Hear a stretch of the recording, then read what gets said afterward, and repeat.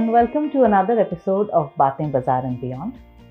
Our guest tonight is calmness personified, a gentle, polite being, an avid reader, and an elegant writer. He has 2 decades of experience in the investment management industry, a CA and CFA by qualification. He has worked in organizations such as ICICI Bank, CRISIL, and Principal AMC, and attributes much of his investment philosophy to the experiences that he had there. Please join me in welcoming Gurvinder Singh Wasan, Senior Fund Manager at JM Financial Asset Management Company. Thank you so much for taking time out to speak with us, Gurvinder. Firstly, what got you started, towards that fund management? What were your initial goals? So, thanks. Pleasure is all mine to be sitting in front of you for the audience. Actually, it was not planned. Not very clearly. During my early years, for a substantial part of my career, it was not planned anywhere that I would want to manage fund. At every step of my career, right from my education days through the earlier couple of jobs which I was associated with, it was always the constant eager of what next I want to do. What is the learning curve I'm part of. I was a typical Mumbai youngster who loved playing cricket whenever I had time, and then and that was the main reason why I opted to take commerce post my SSC board exams. When I took that decision, I always had very good grades in academics all along, and most of my peers were going for chartered accountancy, or MBA. There was 2 options for any commerce grad then. Right. I went along the curve. I opted to do CA, but somewhere during my CA days, and when I passed out CA exam, I developed a surge of learning more about finance. I got placed in ICICI Bank as a youngster, fresh chartered accountant, one among several CAs hired by the bank during those years, and we were typical of the ICICI Bank culture. I consider them as my alma mater. We were thrown open in the pool, and we were told to learn to swim yourself. So at the age of 23, I was handling a reasonable size team under me. We were coordinating with 6 or 7 departments, and our task was to resolve, it was a huge project which I was part of, which was affecting the reputation of the ICICI retail team at that point of time. Right. To spend 2 years there, learned quite a lot. But then that's what I cultivated, the process-oriented, nature of doing any task. Thereafter, I decided to move to more a role wherein more technical analysis can be done, or more analytics of finance can be done, and therefore I opted to move to structured finance division in ICICI, which led me to the next job in CRISIL, where again I was doing structured finance for offshore market. Okay. Based on that, I was hired by an asset management company called Principal, which was running the mutual fund business in India as a credit analyst. When I joined there, based on my previous experience as a credit analyst back in 2008, it was more by accident than by planning that we were a small 4-member team. One of the members had to go on a long break, and therefore in a team setup where only 3 members were present, everyone had to do everything, and that's how my learning curve as a fund manager developed. And my bosses then there saw some potential, maybe because I already had 5 years of good experience in ICICI and CRISIL, and my ability to absorb things were a little bit better than what was expected then. And thankful to my bosses then, who gave me the opportunity to run a fund. And that's how I entered the fund management role. Wonderful. What is the typical day in the life of a debt fund manager? How do you start your day? What is it like during the day? And what are the final things that you do before you close? So if you ask me, any typical day starts with looking at the recent updates of the market. And then you take out a newspaper in the morning and check out the news, talking about mostly the developments in the country. Of course, nowadays, a lot of the news printed in the newspaper in the morning is already visible through various software and social media the previous day itself. You also look or take a glance at what had happened overseas market across asset classes, whether it is equities, currencies, commodities, fixed income, etc. One enters the office and then looks at the positioning across the funds, has a morning discussion with the team. I'm a part of a wonderful team with mixed set of experience around. We all put across our thoughts based on the developments, the near-term views and the medium-term likelihood of the things to work out. And then the respective fund level mandates are decided to execute. And this is typically the first half of the day. The second half is more into research, reading, talking to companies, interacting with colleagues across departments, visiting clients. That's how typically the second half is involved in. The first half is more, I would say, executing based on what has happened and what is likely to happen. The second half is doing more of research to decide, to know what is the next step to be done over the next few days. And then by the end of the day, again, one has a tendency to go through the markets again to look at whether anything was missed out while in office, whether domestically or globally, any developments, and read as much as possible. That remains important. Right. So I completely agree with you when you say that you have a fabulous team. We also work very closely with them, and we intend to actually bring some of your team members in as part of this series. So tell me, sounds very hands-on. All the time it seems like you are absolutely engaged with the job on hand. So how do you manage your stress then? See, there is no fixed manner of handling stress. I would not deny there is no stress, but one can be only stressful to the extent one allows it to be. That's very true. Yeah, having a wonderful team in office, colleagues, and then a very strong family setup definitely helps you to unwind all the stress what you have. Over last, say, 19-20 years, there have been different ways of, different phases, or I would say different years, and with different way of, I would say, extracurricular activity one was involved in to unwind oneself. There were days when I was mainly into watching anything in terms of fiction, crime, etc. on television. There have been days where I could read as much as possible, whether it was relating to finance or any other subject of my liking. There were years where I was more influenced by reading something like comics on a continuous basis. And then off late, during COVID or the years thereafter, I have been part of a nice setup, wherein and mostly these are fathers of children belonging to various schools who get together and regularly participate in a team sport, being cricket on a turf. Oh, wonderful. And it not only helps you forget the threats of your daily life, but just because you're part of a team sport, competing in a competitive environment, interacting with mature individuals coming from different backgrounds, having different strengths and weaknesses, and facing different opponents under different circumstances. The learning curve there itself, and the driving or the motivating factor there itself keeps one going, and I would say actually it's very I would say refreshing, energetic, and to come back to office and get your work done again, and then again look back to participate in team sport.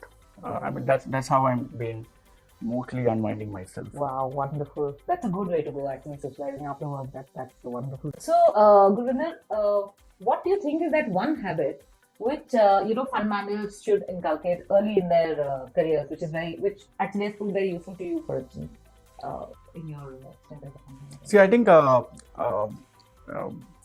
not necessary. I mean, I would just put rephrase this. It's not necessary to inculcate anything early in the career, because anytime one can look at this profession. This is one profession where the more the hands-on experience one has, one tends to look at things better. But two things I would suggest. One is, of course, having a constant appetite to read as much as possible. Read anything and everything what is available in front of you, and have an interest to read it. And try and correlate the various views or hypotheses or the dynamics of different things what has been read about. Right. And the other thing which is linked to this is constantly one should be ready to question one's own hypothesis. Right.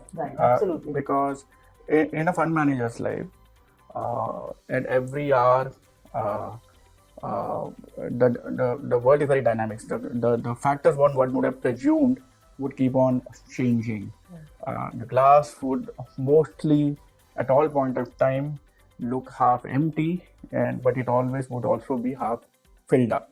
Right. So one has to have, first of all, has to have an hypothesis, not to take a stance. And second is, one should be humble enough to continuously question that hypothesis and then reposition accordingly. Right. That's very well said. So you've been associated with the markets, Indian markets, for quite some time now. What have been your major learnings here?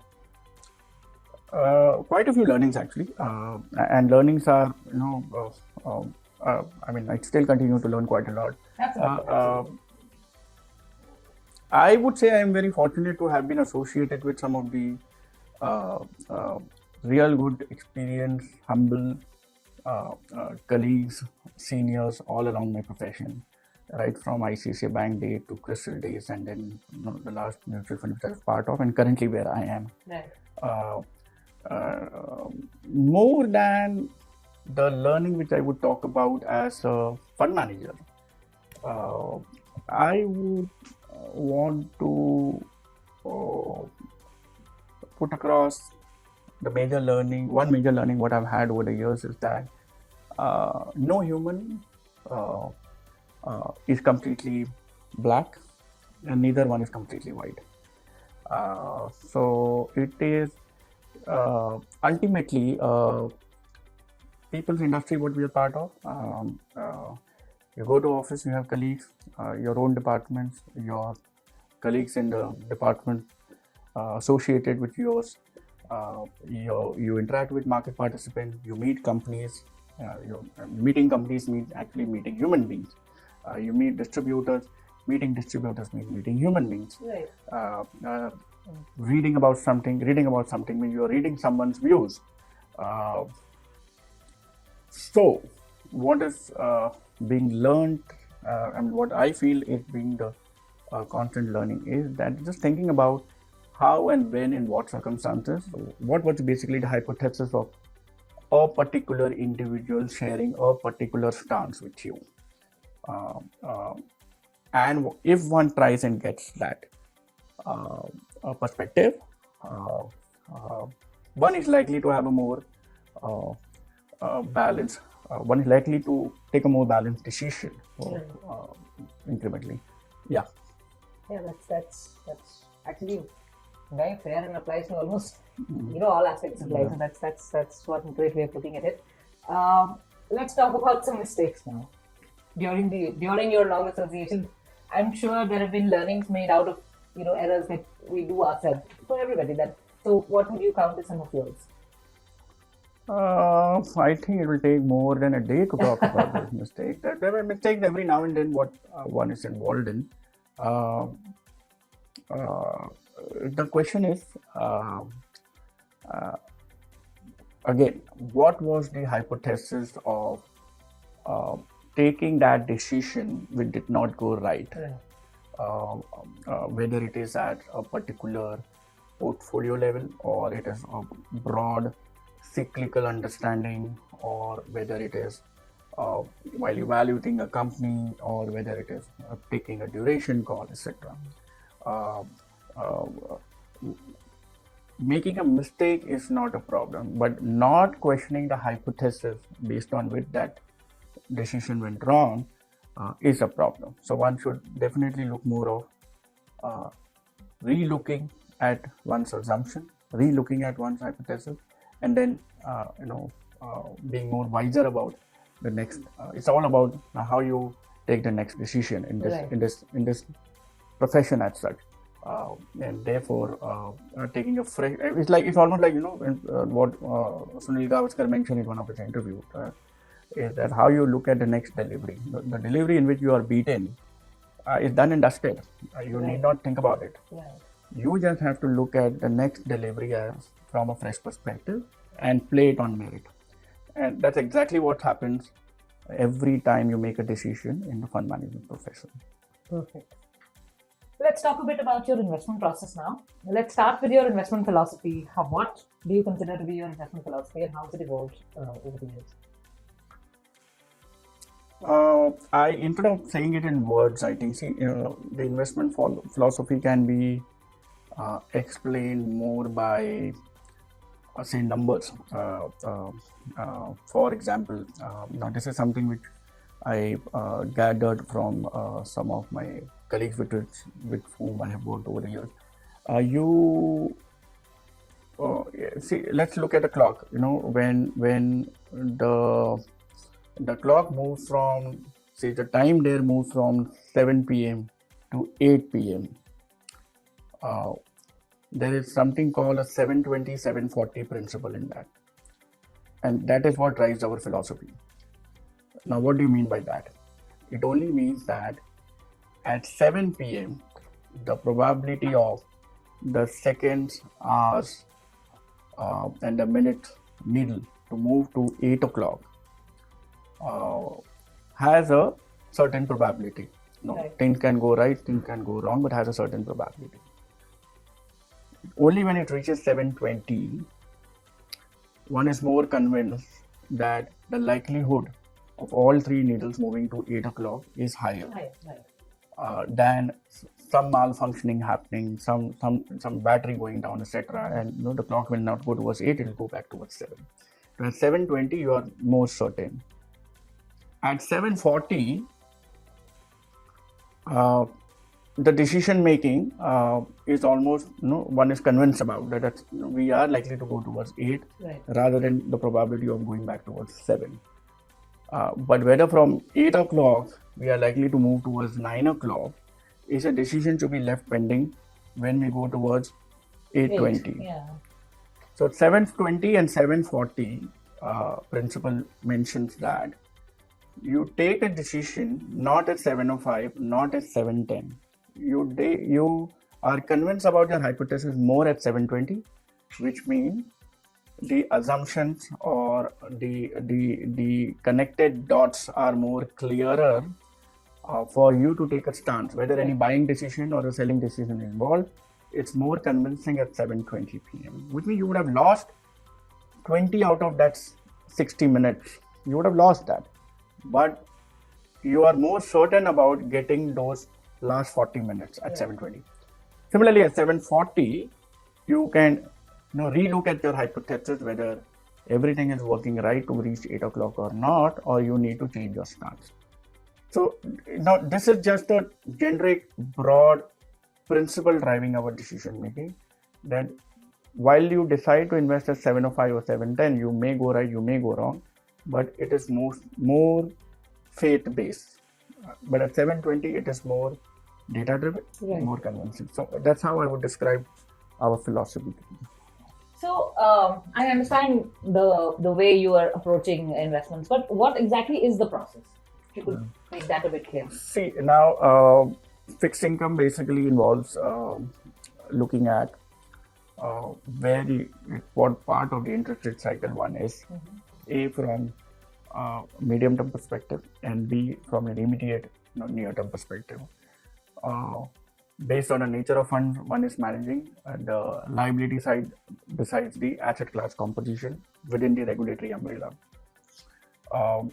And then you also need to look at factors which can provide that alpha over and above what the base composition of the funds are. It's a constant process of evaluating the macroeconomic cycle. Every day, we and the entire team sit together, either digitally on a chat or physically. We sit together in a room, exchange the incremental information what one would have read about domestic, global development. Knowing those, look at the immediate future events which are lined up. Factoring those, look at your current positioning of the funds, liquidity, duration, and credit composition in the fund, and then taking a decision whether anything needs to be really done to make a material change to the composition. Once that is done, the entire team is then on the same radar, and unless there is any new development for changing the morning understanding, one sticks to a stance. And then these small discussions, which are regular discussions among team members, then gets channelized into a medium-term view, and then you position your funds mostly in a I would not want to give a number, but a certain percentage would be deployed looking at those medium-term views, and then X percentage would be looking at the near-term events and tweaking the positions accordingly. Yeah. So, could you also give us a sense of how you approach, credit allocation? If you could just give us. Let's look at from a top-down perspective. Now, from an investor who allocates money to fixed income, first would expects the return of principal, and over and above that, an inflation-adjusted positive real return. So you look at credit depending upon investors' appetite and depending upon the requirement of a particular fund, what the regulation allows.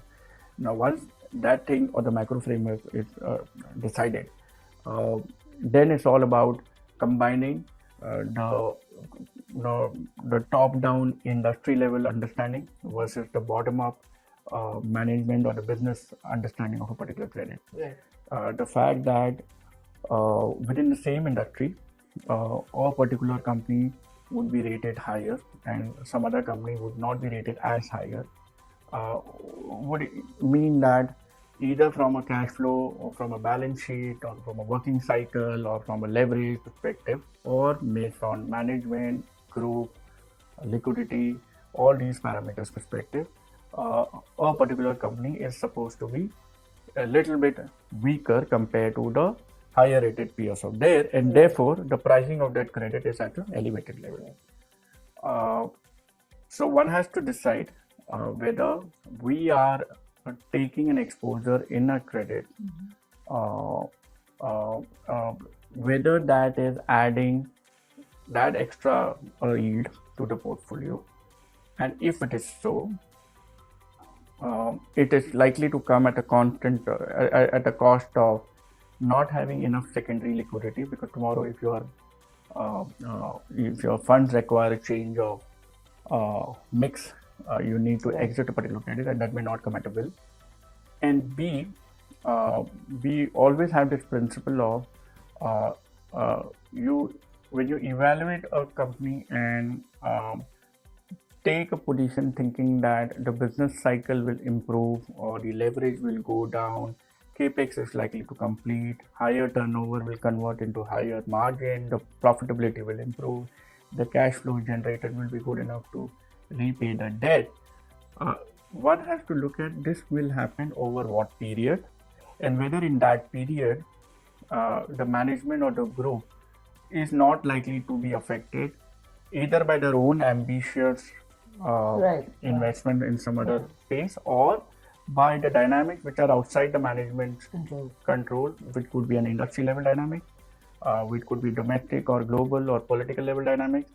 Factoring all those, one decides for what tenor one wants to invest in. And I think that is the most important a subset of the entire decision making. A was the top level decision at the fund level if you really want to enter a particular credit. And B, when you do a bottom-up analysis, you evaluate a certain thing from a cash flow perspective, management, intention to pay and ability to pay, basically. The tenor being invested in, the governance being involved in, one has to constantly get that evaluated thoroughly to take that exposure. So when it comes to debt, I don't think it's a very well understood asset class, particularly by the retail investors.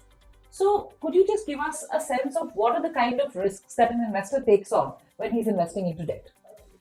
Sure. See, it is more about how a retail investor has been exposed over the years in India. It is more to do with that. Typically, I come from a business family, and my family has. They definitely qualify as that retail investor what you're talking about. Over the years, while the capital market allocation has increased as part of the overall investment, traditionally the surplus which that business family or any of my relatives' family would be investing either in, let's say gold or real estate, and put it on rent.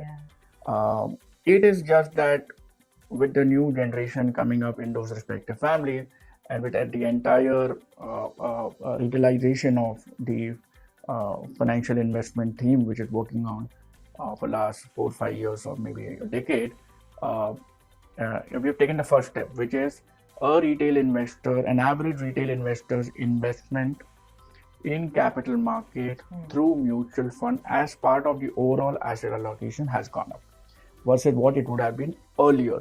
Absolutely. So that's the first step. So while initially gold or real estate or maybe even fixed deposits, so the third option was fixed deposits in the bank. The gold, real estate, and fixed deposits were the major investments across most retail families in India. Now, the SIP data or the equity flows clearly show that equity investment as part of the overall asset allocation has definitely gone up, and this has come at with a decent experience for those investors.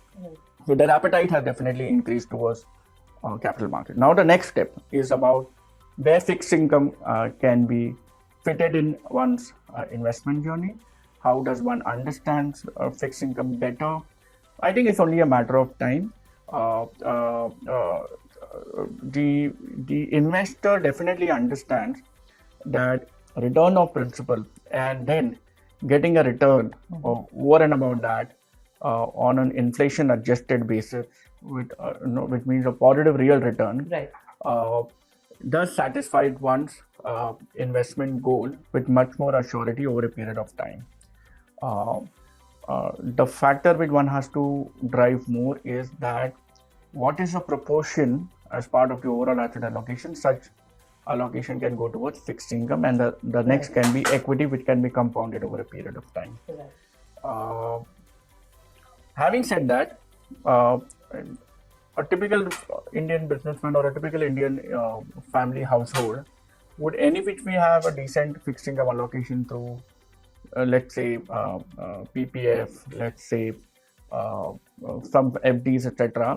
It's only the case of looking at an alternate fixed income option, which on a risk adjusted basis can give you a return which can satisfy your goals like say education and so on and so forth.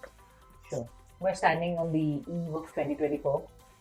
What are those variables that you would be keenly observing as we move towards 2024? See, there are many variables, and 2023 itself was very challenging. We have been through a period where close to 500 basis points of rate hikes were done by Fed. They moved from quantitative easing to quantitative tightening. In India also, RBI have done almost 300 basis points of reset to where we are. Now, having gone through this, what I would say, the phase one of the interest rate cycle, and this is all subjective, the way we read it, interest rate cycle had 3 phases. The phase one was the phase what we saw in 2022 and 23, where rates went up materially all around the world, except for say Japan and China, most other countries had interest rate increase.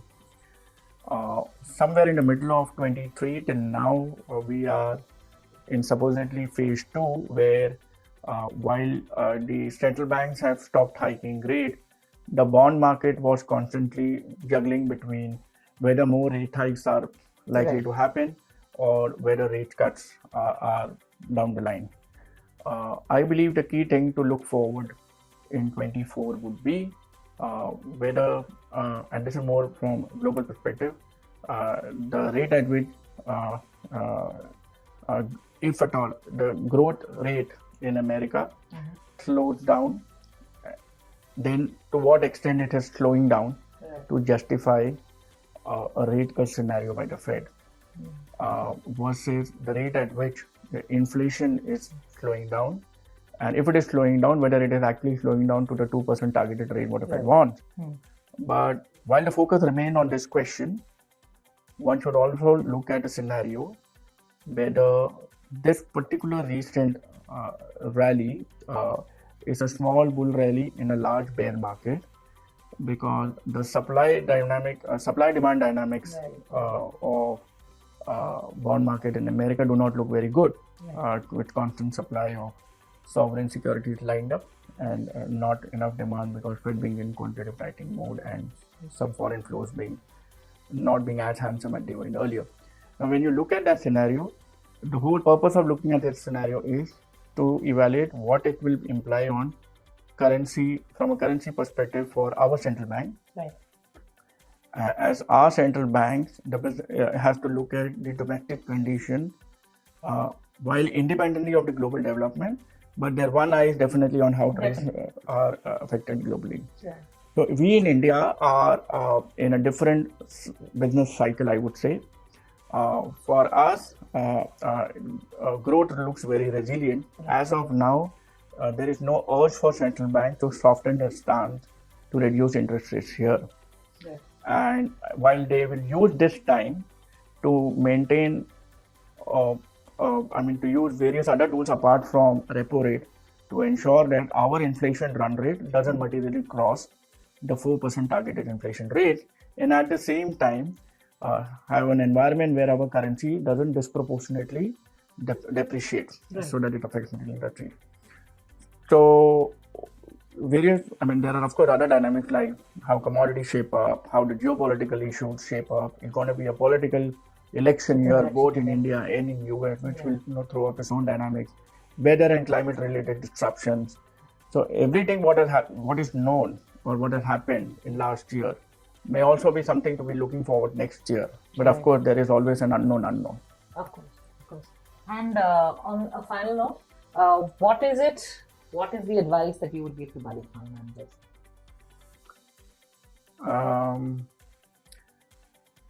I would not. Be ready to be wrong. That's what I can advise. You have to be. You would be constantly questioned. You would be constantly not only questioned by your peers, your subordinates, your seniors, your clients, your advisors, your distributors, but you need to be questioning yourself. And if you're ready to redo things in your mind, then look over this profession, and this is a wonderful profession because human interaction is one aspect what one should be looking forward to: understanding businesses, understanding regulators, understanding cycles. There are two books which comes to my mind, which actually indicates the framework in which a fund manager works. One is Mastering the Market Cycles by Howard Marks. Now, this book, I would say, is a must read for any aspiring fund manager because it really, puts across very well how different economic cycles or how different interest rate cycle or credit cycles play out across a period of time. And for any fund manager, trying to master that cycle is the biggest thrill. And the second book is, of course, a book called One Up on Wall Street by Peter Lynch. This book gives a very great perspective about how to understand businesses, how to evaluate people, what should be one looking at, what one should be not looking at. If one can go through these two books, one would get a good sense of what a fund manager's life can lead you into. Yeah. Great, Gurvinder. It was a pleasure speaking with you, and thank you so much for taking time out to speak with us. Pleasure is on mine. Thank you.